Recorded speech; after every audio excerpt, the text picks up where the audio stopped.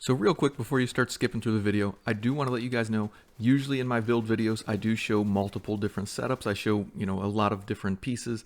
And the reason I do this is because I like to compare what I'm using to what else you could use or what I've used in the past.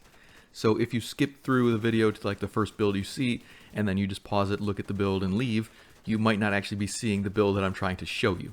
Now this video footage here is actually from my Kinetic Memento build, and if you remember that was basically me using Hunter's Fury with the Memento backpack and a Kinetic Momentum chest piece. So basically this gave me a very good heal on my shield while allowing me to actually stay in a fight, constantly deal damage to the enemies, constantly push them, and it was really good for a solo player, especially if you're trying to struggle through Summit. But in this video, what I wanted to do was try to build a slightly different variation of this build. Now, I didn't want to go, too extreme. Pretty much everything's kind of, relatively similar, but I wasn't hitting as hard as I wanted to. I wasn't clearing through enemies as fast as I wanted to. And if you were trying to do speed runs on like heroic missions or something like that, you probably want a build that is more focused on damage because, generally you're not fearing the enemy is going to just wreck you completely. So for that reason, I basically went through, changed a few things. I didn't completely overhaul the build, but I definitely put more focus on how to get more damage out of the build. And it definitely worked. I'm definitely getting more damage, and it's only really costing me a little bit of armor. Now just a quick look at the build here. I am using the Technician, and that's obviously for the Artificer Hive and the skill tier, but I am using the T821, and this is for basically the reason just because I like that SMG, but it's also got really great rolls, and it's got Future Perfect on it. And that's pretty much the same reason I'm using this FAL. It's got, 2 God rolls on it. I just need to change that attribute, but again, it's a really great AR for this build. My sidearm is a card custom, again, with Future Perfect on it. Now just looking at my gear pieces, basically you can see it's, kind of standard. I've got, 4 Hunter Fury, and those have, weapon damage, crit chance, crit damage. One piece has armor on it.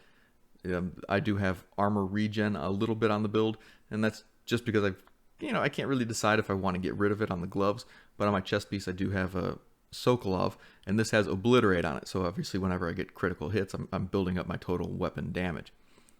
Now just for comparison to my Kinetic Memento build, I was using a PP19, and now I have a Cold Relations. Now the reason I was using this was because, Strained gives you obviously that 10% critical hit damage for every second that you're firing at an enemy.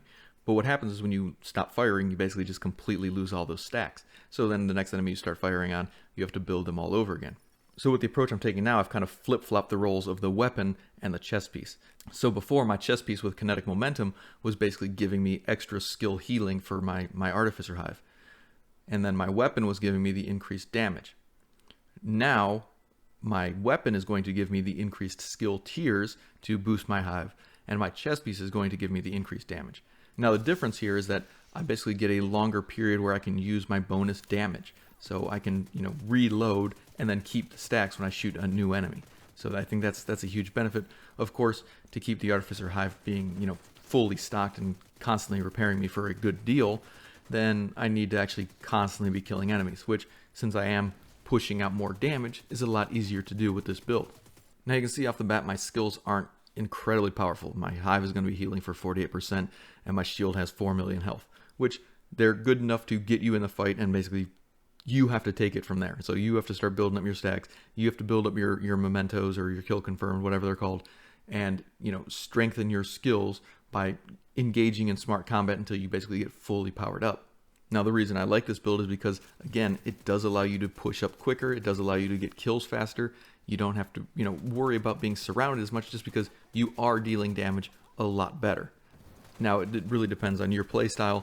If you are more of a, sit and wait kind of patience-based player, then I'm pretty sure Kinetic Memento will probably be a better build for you. However, if you probably are playing in a team, this build might be better because you are dealing enough damage to actually get those kills, to get those dog tags. And just real quick here, once I do have my full stacks, once I've got everything buffed, basically I'm going to be looking at 6 million health on my Crusader shield, and I'm going to be looking at 85% repair on my Artificer. So I am getting a lot of benefit from those two skills. I can basically heal my shield for, over 5 million. So that's definitely a good combo still. So if you are looking for the, ability to actually kill enemies, if you're looking for the ability to, push up and deal the damage while you have, teammates in the back maybe doing more support-based roles like Future Initiative or Eclipse Protocol or something along those lines, this build will fit in a lot better for team play. Kinetic Memento, definitely better for the solo player. But that's all I wanted to share with you guys in this video, just something real quick. Thank you guys for watching. I'll see you in the next one.